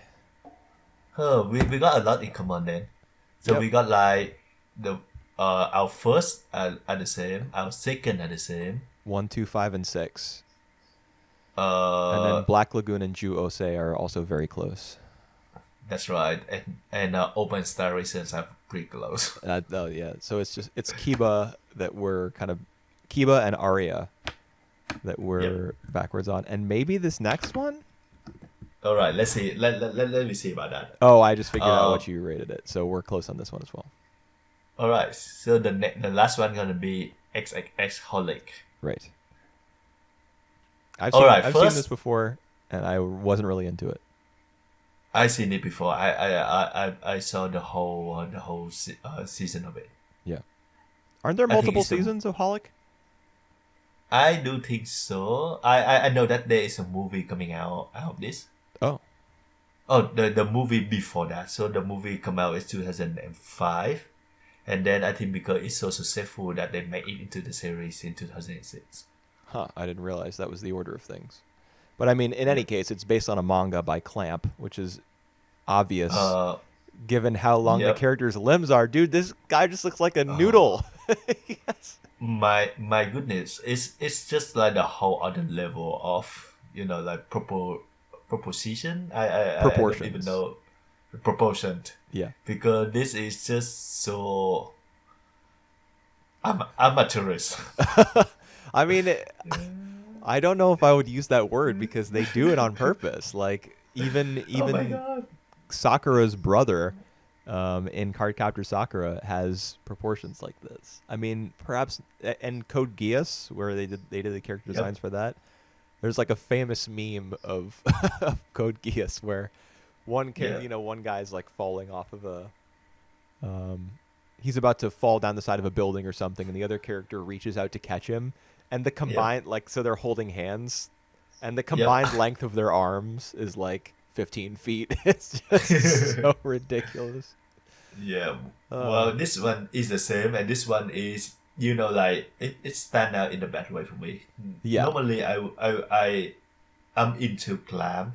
No, no, not into. I'm alright with glam styles, but in this one, they for me they push it a bit too much. yeah, it's comical, honestly. Like It's comical. yeah, I was watching him walk along, and I was just like chuckling to myself, like this looks so stupid. But Yeah. you know, that's their style. So what are you gonna do? Uh. What are you gonna do about it? Yeah. Well, and I think I'm struck at their minimalism approach for the story as well, for the story and for the act, because we see like all of the side characters are just like they didn't even bothering coloring them at all. Oh yeah, yeah. I mean, that's been a technique in anime for a long time, right? Yeah, it just for me it's more like they want to cutting costs. I'm not really sure, but I mean, uh it's always been a cost cutting measure. I think you can dress it up as being like artsy, yeah, but in the end, it really is like it's a way to have a crowd in a scene without having a crowd in a scene, having to draw people. yeah, yeah. Um, And the way it approached the story as well is really simple for now, and it just the boy who can see spirits happen to be like come upon the houses of this lady, and the lady said that they're all for a purpose, they all fated, right. and I didn't totally get what she was talking about. I mean, that's probably the point, because he doesn't either. yeah. But the fact that she demands his pocket watch and he gives it to her, I didn't understand that interaction really. All right. He actually did not give it to her. She just demanded, Yeah, and but she then took it. he handed it to her. Yeah, well, against his will, because I remember he still really sad to see the watch girls. Yeah, he was, but he gave it to her. Like Yes, there's this that I just. specifically remember that cut. Like he puts it in her hand and then you watch the chain like slowly fall. Oh, I remember that because I think she asked him to give it to her to have a look, and then after she sees, she said like she gonna have it. Oh yeah, no, yeah, you're right because she says, remove the object that's in your pocket or give me the object that's in your pocket. Yep, yep, yep, And it was the watch, and she's like, this is mine now, but I don't. yep. Yeah, so I recalled that completely incorrectly, Right. but But I don't the understand what, it, like it the it's whole nature of their talk is like, huh? yeah. So I think the lady I don't even remember her name. Let's see here. Her name is Yuko. Sure. Yeah, she just I think the way that she want to say that's like everything happened for a reason. So the way that this guy Kimihiro get attached to her house, not take her house, is happened for a reason because he consciously looking for it, wish for it actually.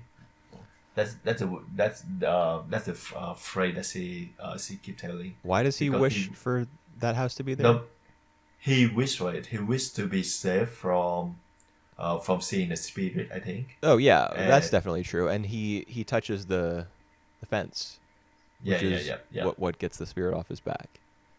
Right. But I just like in general, I don't buy the whole sense of fate and destiny that is supposed to be tying them together. And it's hard to feel something like that after one episode. So Yeah. it's not as though I think there was some catastrophic failure here, but it still was not that involving to me. And Yeah. that problem is compounded by the middle stretch of this episode where there's that girl who talks about like being able to see spirits. She's just lying to her friends. Yep. And Yep. dude, that scene just stretches on and on and on. And that shot of the four girls walking together from behind, because he's walking down the street behind them. That shot just like stretches on for an eternity, and you're just waiting for anything important to happen, anything relevant to happen in the scene. Like, please connect this to the story somehow. Maybe stretch it on is on purpose. Do you see like their character design? What? Their limb are stretches on, so Oh, maybe that's on purpose. were the girls clampified? I feel like it's usually men who get the clamp treatment, who get the noodly uh, limb treatment in clamp works. that makes sense. It's just I like don't know, man. like a fetish. I guess I don't know. But Like really but I tall agree with guys. but I agree with you on that because that story makes some sense. Since she lying about seeing the ghost and then she get swallowed by it. But yeah, it just keep going on and on forever. Yeah. That to me is the main issue with this episode is like the middle section just like kills it. I would have been a lot happier with, like just an episode where he meets this lady and they have because he gets sent into the storage shed to get Monica, right? Or whatever that thing is called. Yep. The little black spirit. Looks kind of like something from Mokona. Mokona. Mokoda. Yeah. It looks like something out of Cardcaptor Sakura. And so the guy's going to be invited to the feast. I would have been more accepting of this episode if it had just centered around that house the entire time. Yep. The excursion, like the shopping trip that he goes on. I was just like, I don't like this. Ooh, it's been a long time I have watched this show though. I don't know if I want to watch it again.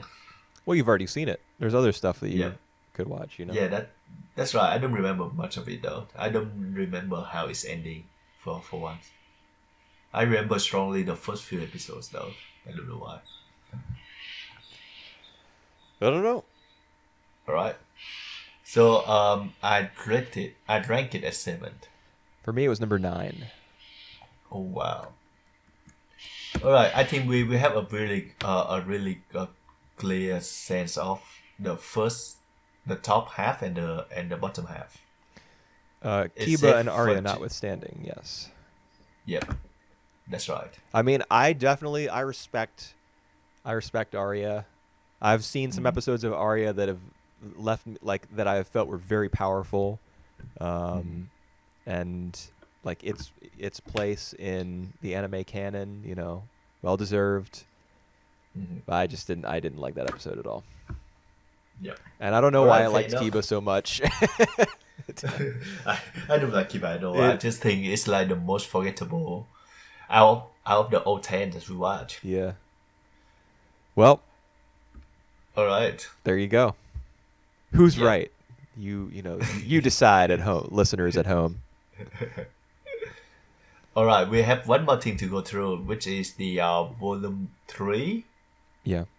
Of Spirit Circles. Yeah, how do you just want to like blaze through this like super fast? All right, cool. It's get into like the life another lifetime. This time is Hotaru, and they are ninja, assassins. Yeah, it's set in like the Warring States era, or shortly afterwards, maybe, because the Tokugawa shogunate is trying to like unify Japan and stuff. Yep. So they're samurais. Sorry. Yeah, and there's ninja. Shut up. How do you feel about this? Because this is like one of these lifetime where they actually meet friends together, and it seems like all their previous field together have been resolved. Well, you can't really say that because in each of the timelines that each of Futa's past lives, when he inhabits those people's consciousness, he doesn't have any awareness of his other lives. It's only once he returns to the present that he sees all the connections between his present and his past, and also his. He actually does have a dream as Hotaro about Van. Yep, that's right. In chapter 18, I remember he dreams about Van's brother. Yep, it's just a vague dream though. It's not, and he doesn't really connect the dot at the point. No, he doesn't. But I think maybe he does when he wakes up in the present day. I can't remember. Like because he makes the connection between him having a brother who wants to kill him, or who resents him or something, in both the Van timeline and the Hotaro timeline. And I wonder if that has anything to do with his mom being pregnant in the present. Yep. Yeah, that's right. I feel like there's some really bad shit that could go down um, there. I don't know what that is supposed to be. Yeah, yeah, that's kind of interesting because now it happened two times that his brother is plotting to kill him against him. I do strongly think that the newborn gonna be something, against him, but it's still a newborn. It's still an unborn, actually. Right. Well, but the thing So is that we've all the past lives we've seen have been in the past, but yeah. we could see future lives. Can we? Yes, actually, yes, you can. Yeah, Yeah. that's interesting. Yeah, And in the future, his brother would have been born, that's right. Hmm. so he wouldn't recognize him necessarily. Mhm. Oh, maybe you remember when I was talking about the Spacifica or whatever that hooded guy Yep, yep, who yep, yep, appears. What if Spacifica is not East, like I previously theorized, yep. but is actually But the his brothers, brother? Yes. I would strongly agree on that. At this point, if there is anyone that have like the ill intention to full characters or stock of characters at the moment is the brothers, and I think that he is someone that relevant into the original story as well, What do you mean the original which story? the original story where Fortuna, Oh yeah, that timeline. Yeah, yeah, that time like causing something. could be. Yeah. Hmm. Um, yeah, so this one where the two characters Hotaro and that girl actually born together and like die together. Right. I think this is a really sweet story, but how it's relevant to this present time we still not know. I mean, how it's relevant is it's just another one of his past lives that he needs to experience before reaching. Yeah, but Um, it's kind of like the irregularities where they not killing off each other, but they rather like get along with each other and die at the same times. right. And I don't think it's happened in Japan, so they can act in the place where they live Right. actually, so they can trace back. Yeah, that's what we see at the end of the volume. They go Yep. they go to all the different locations where Yeah. their characters experienced like significant events, and one of them is Mm. like a family restaurant, Yep. Yep. and Um. they meet the other two characters, Tetsu and Umi, who Mhm. are like, "Are you guys dating?" There are so many. Oh, are you secretly dating? Type Yep. of like jokes and gags and Mhm. stuff in this chapter, and honestly, they just make me roll my eyes every single time. Like that is such a staple of like Western high school stories. All right. Two characters who are supposed, they're clearly there's meant to be some chemistry between Yep. them, All right. and the show just like won't let up about it. It takes every single opportunity it can, whether it's totally straightforward and the characters are like, crushing on each other, or whether it's side characters, other characters like, referencing the fact that they have this connection going on. It's just, Mhm. you know, It's exciting, right? it is exhausting. I don't know if that's the Yep. word that you said, but yes, it exhausts me. And honestly, Yep. the experience of reading this volume of Spirit Circle, I was kind of speed reading it, even though I did it with plenty of Oh. time. It's Yep. not like I was trying to meet the deadline. Deadline. Yeah, Yep.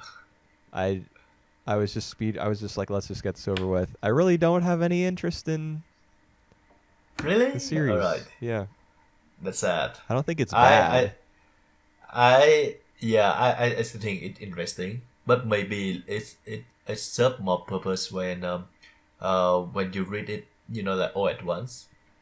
Because I do think this is a complete story. So I have like just two more things to say about this volume. Hmm. First is how Futa, like because he keep remembering the past, so he keep behaving like his past self, and that sometimes he loses sense of his own identity. Right. That happened for the first time in chapter 14, which is the one you hadn't read last week, Yeah, that's because of right. like a mix up with weird Yep, volume stuff. yep. Yeah. So he writes down the wrong name on his test paper in chapter 14, and then as you go through this volume, in chapter 14 as well is the one where he's like acting like the old man, right? Yep. Like Van, I think. hmm Yeah. This one though, he acting more like Flaws, not like Vance. Okay. Flaw, Right. Flaw is the one who make the Sphinx. Yeah. You know what I realized is that the cat face on that Sphinx reminds me of the cat from Planet With. That's the same cat. Yeah. Wow, now we'll crack it. Yeah, that's right. We solved everything. All right. Yeah, and I don't know if it's taking a toll of him because like his current self. You can see like for now it's more like as a comedy, but he acting more like Hotaru, with a sense of dignity and mature. Well, that's what I Rune says when he wakes up. Yeah, But I like that. she's very supportive. So that's Yep. like 50% And flattery. yep. And the second thing that I want to bring up is we hear a lot of East talking to Futa this time. Yeah. And at one point we learned that Futa kill not Futa Fortuna kill is at one time. I think that's in the original life so that he can reincarnate He anymore. killed East? Yeah, I don't remember that. there's one bit of detail from I think from Coco that say that if Fortuna who kill East. Okay. That kind of does ring a bell. I was thinking about the conversation that East has with Futa in the library, and I didn't remember Yeah. him saying anything about that. But yeah, I think Coco does say something along those lines, which is what makes Futa curious about. Well, what increases his curiosity about his behavior during that incarnation of himself, which then establishes the need sort of narratively for that conversation with East. But I don't remember a lot of what East was talking about. Yeah, He he was just kind of assuring Futa that Fortuna was or whatever Fortuna, right? yep, yeah, He was Fortuna. he was acting. He wasn't just acting selfishly or out of self-interest. He was trying to Yeah. do what he thought was right. And he keep assuring that Fortuna and Futa is not one and the same person. Right. So Yeah. so Obviously, Futa that's doesn't. contrary to Coco's belief, because Yep. we also one of the most important things we learned from East is that Coco, like, it kind of sees herself as being Coco with no you, like the Coco from the Fortuna timeline. Yep. So Yep. she That's right. potentially has kind of given herself over to her at least one of her past selves in the way that Futa is struggling not to do right now. Yep. Yep. So it's interesting that Coco, despite being like his contemporary, there being parallels between their characters, and that they both have these past lives and they both also exist in the present with Sorry. relatively similar like maturity levels and things. She also kind of represents his future. If he isn't able to keep a firm grasp on who he is in the present day, he may end up consumed by his past lives in the way that Coco is, which is why we sometimes see these manifestations of her Right. anger. Yep. I think that's why that Futa always so shy of being influenced by his past life, but Coco is not. Yeah, because he doesn't want Still already. he doesn't want that to Because- happen to him, but it already has Yep. happened to her. Yeah. Yep, that's right.